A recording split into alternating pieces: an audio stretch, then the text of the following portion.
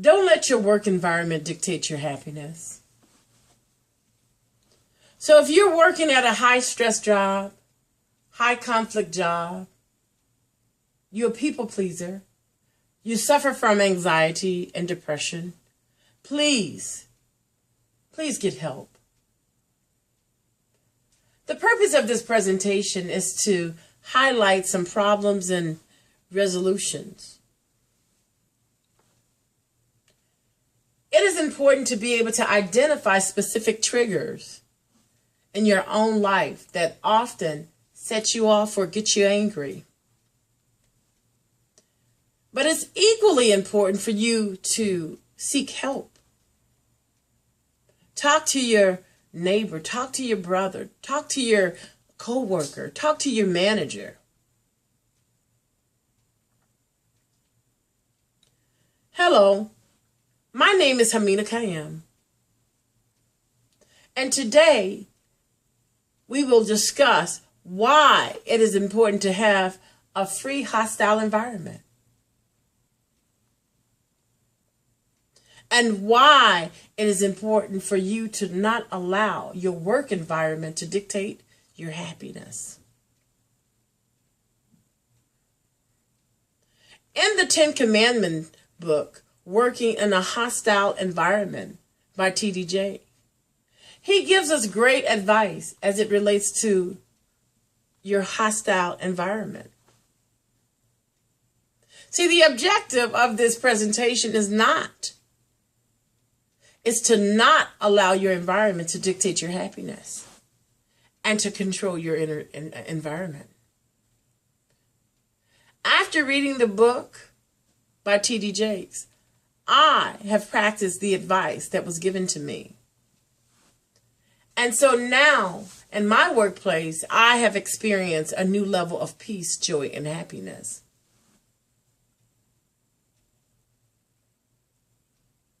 See, when we allow our work environment to dictate our happiness, bad things happen.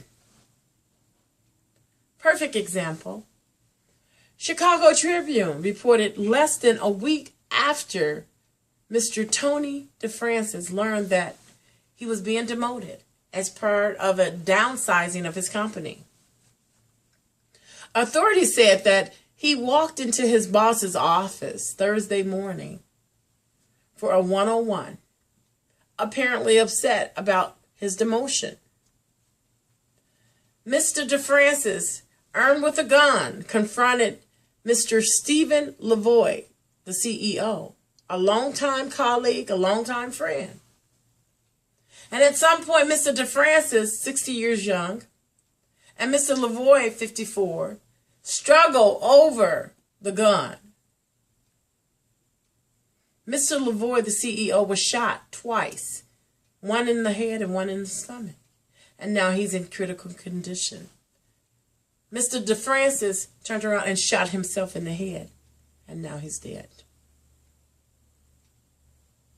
See, many times we allow our work environment to dictate our happiness. We must learn to take control of over our inner environment before our external environment steals our inner peace and joy. As a nurse, I have encountered many diseases, viruses, bacteria that can invade our bodies, that poses a health threat. But I also have encountered a similar disease or toxicity that can invade the workplace, such as negative attitudes, harmful behavior, insidious gossip that can contaminate the workplace and cause you to lose focus on your true purpose. It can happen. It happened to Mr. Patrick H. Sherrill, a postal worker. See, according to USPS, Mr. Patrick H. Sherrill, a letter carrier, he was a disgruntled postal worker, a loner, and social inept. He He was unable to hold a job for long and blamed management for his problems. Frustrated at being formally disciplined by his postal supervisor several times, Mr. Sherrill had on 2 occasions threatened revenge, which should have been reported. After he received reprimand on August the 19th, he reported to work on the morning of August the 20th, armed with 3 semi-automatic pistols and ammunition. He entered the facility. He shot his supervisor, shot and killed 14 other people and wounding 6. I asked the question, could this tragedy been stopped if the company offered an anger management class?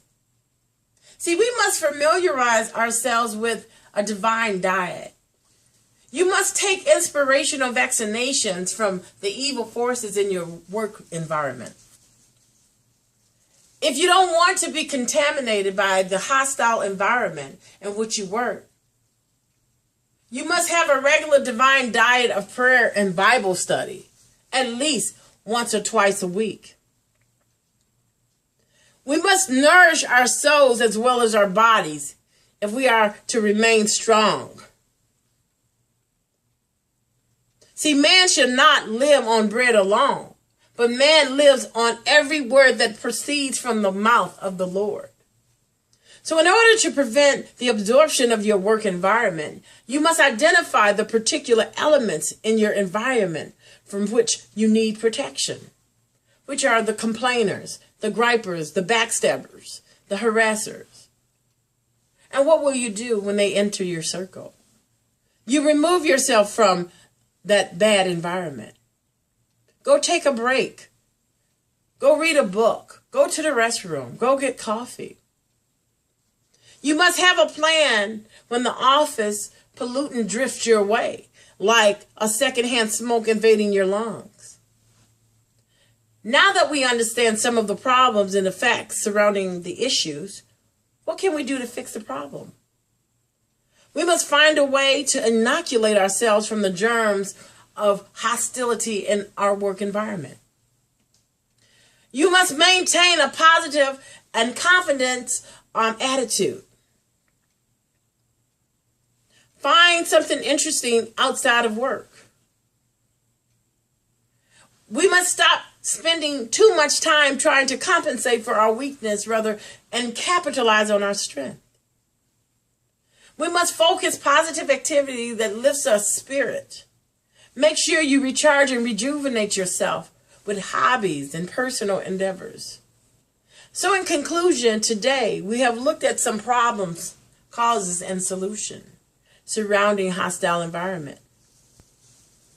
You still have a chance not to turn out like McCarthy, DeFrancis, or Patrick H. Sherrill. Embrace the opportunity to change your attitude. Don't let the environment get inside of you. Don't let your job affect who you are. Increase your capacity to work with difficult personality. And remember, attitude determines altitude. So please, people, if you're stressed out, angry, or depressed, please get some help. Thank you.